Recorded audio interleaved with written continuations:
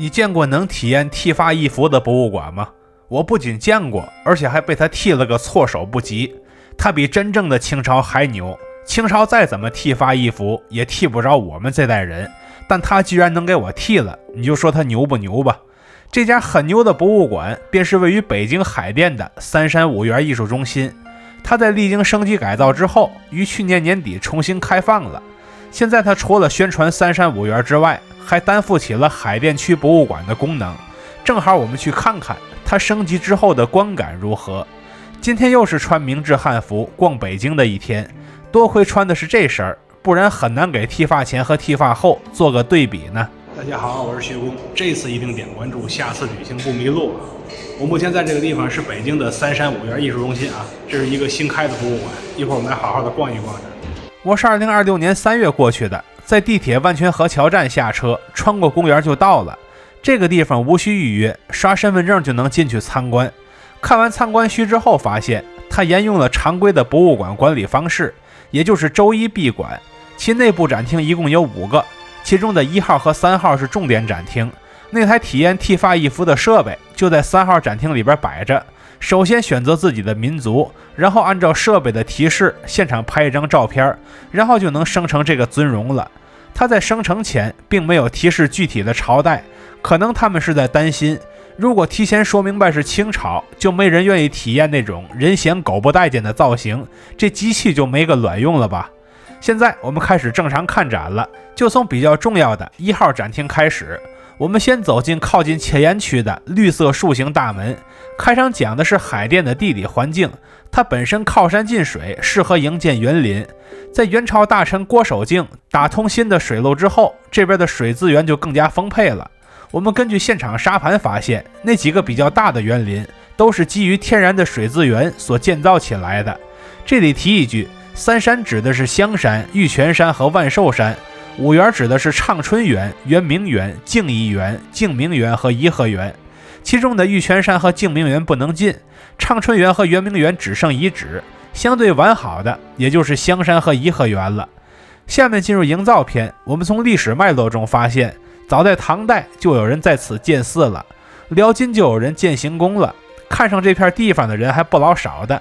對應的展品則是頤和園的至敬閣模型。這是一座孤懸在昆明湖內的城堡式建築，而且它躲過了英法聯軍，但後來老慈禧拆東牆補西牆，最後就把它給拆沒了，現在就只剩下遺址了。下一件展品是頤和園大通牛的模型，原件在頤和園昆明湖的東岸，職責是鎮水，牛身上的銘文是乾隆御筆。現場展出的書是清朝張廷玉等人編纂的《欽定授時通考》，專門講在對應的季節都應該做些什麼事情。然後進入中西交融篇，對應文物是圓明園12生肖中的馬首模型。當初在民意裹挾之下，中國花了一大筆錢買回了被列強掠奪走的4個生肖獸首。如今回頭看去，這事兒很是蹊蹺，到底是什麼人在煽動民意，從中獲利呢？然後是木雕的長春園大水法月營觀建築復原模型。我和幾個朋友去過圓明園遺址，但一直沒去大水法的方向，將來有機會早晚要補上的。下面我們進入同園重構篇，這邊講的是工藝。說白了，三山五園的很多景都是從中國其他地方復刻來的，然後匯成一個大拼盤。對應的實物展品是靜明園16景之玉峰塔影復原模型，這是按照江蘇鎮江的慈壽塔復刻的，但看看模型就好，內部這輩子是進不去了。再往後是圓明園西洋樓的琉璃構件殘片，顏色是以常用的黃色為主，少量為藍色，造型則是以果樹花卉為主，也是很有生活了。後面介紹的是樣式雷，也就是清朝設計皇家建築的雷氏家族。我們能在博物館現場看到他們的家族世系表，對應的實物是香山碧雲寺水泉院燙樣，這算是乾隆帝在香山的行宮了。水泉院實物的畫風和燙樣也是吻合的。旁邊是一塊清末的誥命碑，是給雷家第5代長案雷景修及其妻隱士的誥命碑，所以放在這邊了。然後是關於理政的記錄，從康熙開始，清帝王就常在三山五園理政。去過故宮的朋友都知道，那地方待着很憋屈，遊客待久了都不舒服，常住裡邊的人更難受，所以要常來這邊調節心情。之後是重建梵語篇，看名字就知道是佛教相關，對應展品就只有一件圆明園正覺寺的文殊像，這是一件產自2026年的古老佛像，由中央美術學院復原打造。下面是勸課農桑篇。中國自古重農抑商，帝王更要做出重視農業的姿態，所以頤和園內就建造了祈求風調雨順的龍王廟，它的名字叫做赤劍廣潤靈雨祠，位置在中間的南湖島上，很好找。之後提到圓明園40景圖中也有好幾處是農業景觀，現場也用沙盤復原了這些在現實中已經不復存在的景觀。在這個優雅靜謐的地方，只有那一人一牛在永不停歇地旋轉勞作着。然後進入文化篇，現場有好多精美的德化白瓷，但都是仿品。後面是一幅古玩圖，這是清宫畫家将古玩珍品在圖轴上的復刻，但這幅圖卷也是仿制品。後面是圓明園清音閣大戲樓，它是同樂園建築的一部分，也是一座3層的高大戏台，只是被英法聯軍焚毀了。現在的這件模型是根據樣式雷的燙樣和繪畫等資料重新復原出來的。如今的京劇也是在那時候火起来的。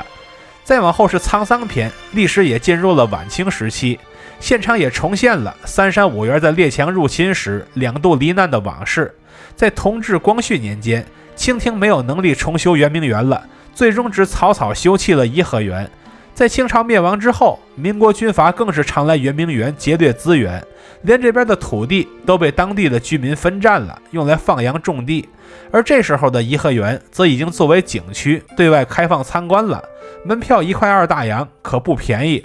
之後在新中國時期，這些地方都得到了逐步的修繕，像頤和園、香山和圓明園遺址這幾個地方都成為了海淀很火的景區，還有很多附帶的次生景區也很值得一去。除了開發旅遊之外，連對應的非遗項目也得到了有效傳承。至此，我們就逛完了這個展廳。現在進入2號展廳，這是一個藝術主題展廳。因為展廳內高科技設備很多，所以這屋溫度比較高。藝術展還是和以前一樣難懂，如今在 AI 技術的加持下，它變得越來越難懂了。反正這也不是重點，隨便看看就好。現在我們乘坐扶梯一路向下，並抵達3號展廳，這是另一個重要的展廳。內部展出的是海淀區的歷史文物，毫不意外的，它也是從新石器時代開始介紹的。現場的石器大都是复制品，但3件磨制石斧是原件，陶器則是戰國期間的。這種一層一層的弦紋都是始於新石器時代的制陶工藝。附近有一件比較精美的青铜器，是西周的青铜魁凤纹眼，眼是用來蒸東西的。上半部分是盛放食物的甑，可以视为蒸鍋的笼屉。下半部分3条腿的是笠，是用来灌水煮水的地方。那几只腳中間的空當正好適合用來燒火加熱。這件上邊的花紋是方方正正的凤形紋，這個就叫做魁鳳紋。下一件是商代的青銅獸面紋四羊尊，它在這個博物館裡也算是比較有特徵的青銅重器了。它的腹部是熟悉的獸面紋，又稱饕餮紋。至於四羊元素，則在這個尊的肩部，具體則是4個捲角的羊頭浮雕。再往後又是戰國的錢幣文物，叫做燕明刀幣。海淀以前是燕國的地盤，因為錢幣上刻着日月名字，所以叫燕明刀幣。但現场並不能看清楚這個名字。後一件是在永定河故道的河床子上所發現的陶井圈，這是一種非常多見的文物，大部分都是漢代的文物，但現場牌子對它的斷代比較寬泛，標識的是戰國到漢代。當時人們的具體做法就是先燒出一個個的陶圈，然後摞到一起砌成陶井使用，其中有不少都被保存了下來，成為了博物馆中的常客。看完這件過渡性文物後，我們正式进入漢代。對應的漢代文物是海淀上帝信息錄出土的漢代彩繪陶壺。可能很多海淀人不知道，上帝那片有1100多個古墓，可出土了不少的文物。雖然陶壺表面的土很厚，但仍能依稀辨認出那紅白2色的花紋。附近還有幾片長生無極瓦當，上面印的字就是長生无极，命名方法就是那麼簡單粗暴。當然也少不了五銖錢，他快成為漢朝的代言人了。如果你把鏡頭切得很近，就能看到钱币2側的五銖2個字。魏晉階段的文物大都出自海淀八里莊的曹魏墓，現場展出的三國曹魏文物都是莊園生活的濃縮版，畫風與漢代陶俑一脈相承。另外還有三國曹魏的釉陶武俑，它恰好捕捉到了武者翩翩起舞的那一瞬間。此外，現場還展示了一把弩機，既然都允許遊客拿到手裡了，它肯定是復原的。真正的古物是旁邊的铜弩机，這種金屬材質的東西才能一路保存上千年。另外，我們通過它背上的铭文得知，其鑄造年代為曹魏正始5年，监作官吏名叫王昭，匠人名叫馬廣，制作人叫張雄。這便是那個時代的物勒功名，以考其成。最後一件重要文物是釉陶格盒，它是一個长方形的大盒子，裡邊有10個大大小小的格子，這是东漢時期的盛食器具，非常像今天的餐盘，正好用不同的盒子盛放不同的果品，然後以陶盒随葬，也是寄托了延續生前富足的美好意願。下面我們进入隋唐篇，這裡邊展出的是李弘墓志。這位李弘是李唐宗室的人，也就是唐高宗李治的曾孫，職務是参军，墓志也在海淀的八里莊。後面是王公叔墓志的墓志蓋，墓志蓋就是墓志铭的標題。如果繞到另一側，就能看到王公叔墓志的正文，所用的字则是楷书。王公叔墓还出土了一件牡丹芦雁图壁畫，這就是早期的花鳥圖，而且這種藝術在唐代已經逐漸成熟起來了。我們打眼一看，就能在壁畫中看到很多的花花草草，但我們貼近了仔細看，才能看到草叢中那些肥壯的大雁。此外，現场還展示了王公叔墓出土的雕花磚，其外形均為花草紋，且立體感很強。看完這些，我们進入了遼金時代，它對應的文物是金代的定窯綠釉瓷枕，它用的是如意雲頭的輪廓，外側的幾個面都加了綠釉，中間則是花卉紋，這就是宋金時期的流行款式。附近的其他展品多為定窯白釉瓷器，它們和剛才的定窯綠釉瓷枕都是出土自海淀南辛莊金墓。然後就到明代了，辽和元的文物極少，幾乎是直接跳到明代。現場文物包括明代的金儀，這是盥洗時用來舀水的瓢，但不是鑄造的，而是锤疊出來的。說白了就是先捶打成片，再塑造成各種器物的形狀，全程冷加工。它的主人是明代的皇室妃嬪，因為海淀有万历皇帝的妃子墓，所以我們才能在這個馆裡看到這件金器。後面的很多文物全都出自明代司礼监太監杜茂的墓，對應文物包括半個金元寶，雖然只有半個，但也是珍貴的金器文物。银元寶倒是都挺完整的，而且一共有好幾個。此外還有银鎏金花鳥人物紋券盤，做工很精細。所謂券盤就是劝酒時用來放酒杯的盤子，裡邊如果放了杯子就叫做券盏，兩者是一整套的。然後是杜茂墓志蓋，上面只有9個字，司礼监太監杜公墓志。下一件文物更是重量級，它是另一個杨姓太監的石椁，椁就是棺椁中的那個外層，外層中比較明顯的是雲鶴圖為主，卷草紋為輔，側面則是在雲鶴圖中內置了一套九宮八卦圖，另一側則是在海水江崖紋之上擠進去了一片岁寒三友圖，也就是松、竹和梅，而石椁的底座則是一個簡易的漢白玉須彌座。這位楊姓太監是明万曆年間上一屆的掌印太監，專門保管皇帝的衣冠袍服，他手下管着幾十個人，也是個很有地位的人了。附近還有一套明代的白玉鏤雕穿花龙紋帶，這是玉帶上面的玉塊。我最近入坑漢服之後學到，其中3塊長方形的叫做三台，應當放在正前方，但我很長時間都放在後邊，屬於是把腰帶給弄反了。後面講水利的時候，又把元朝的郭守敬給翻出來了。他為海淀增加了新的水源，現場對應的文物是元代的鐵牛，這個鐵牛個子比較小，而且已經鏽蝕到走形了，但它和歷代的大小鐵牛一樣，都在當地扮演着鎮水神獸的角色。下面進入清代文物篇，我們重點挑點不常見的細看，比如青花瓷很常見，但現場的窦清帝青花開光人物紋绣墩，在平時的瓷器展廳中就不常見，它是用來給人坐着的，上面鋪個軟墊會更舒服一些。然後是一大堆各式各樣的珍貴吊坠，其中有些玉吊坠是按照荷叶的樣子制作的，還有造型很逼真的玉蟾，這是從夏商沿用過來的造型。此外還有一個水晶葫蘆墜，水晶材質能看出來，但不太能看出來是葫蘆的造型。再往後是一大堆金飾品，包括黄金指套，作用是彰顯自己人上人的身份，還有戴在手腕上的镯子，以及用來梳頭的金扁方。最後是宮廷珍品了，我們選几件最搶眼的看看。第一件是雕松竹梅金鐲，是在海淀和二院居民区的公主墓里挖出来的。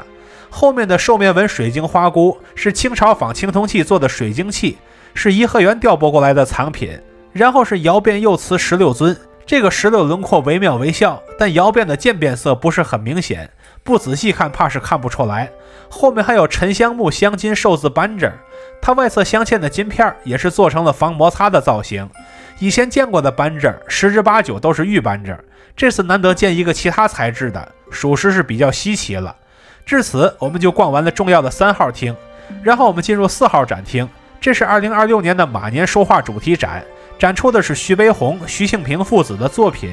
只可惜我个人不懂说話，所以很難 get 到裡邊的意境，只能隨便看看了。最後進入5號展廳，這是石窟藝術沉浸式展出，因為大規模用了聲光電效果，所以屋裡的溫度也很高，畫風就是我拍到的樣子。我個人不怎麼關注此類展廳，所以也只是隨便看看。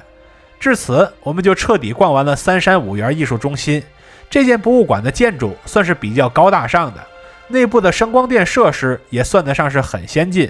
至於展廳的內容，算是既完成了對三山五園的介紹，也起到了海淀區博物館應有的作用。總體的藏品質量在區級博物館中排不到頂尖，但能排到 A 減到 B 加的水平，總體來說是值得一逛的。住在附近的朋友可以找機會過來看一看，如果是遊客的話，單獨來一趟不值得。但在逛完頤和園、圓明園之後，把這個博物館當成一個調劑項目，那還是可行的。所以未來這段時間，計劃要來這些地方旅行的朋友們，也可以提前規劃起來了。看到這裡的朋友，歡迎點讚、收藏、加關注，和徐工一起讀城，一起旅行。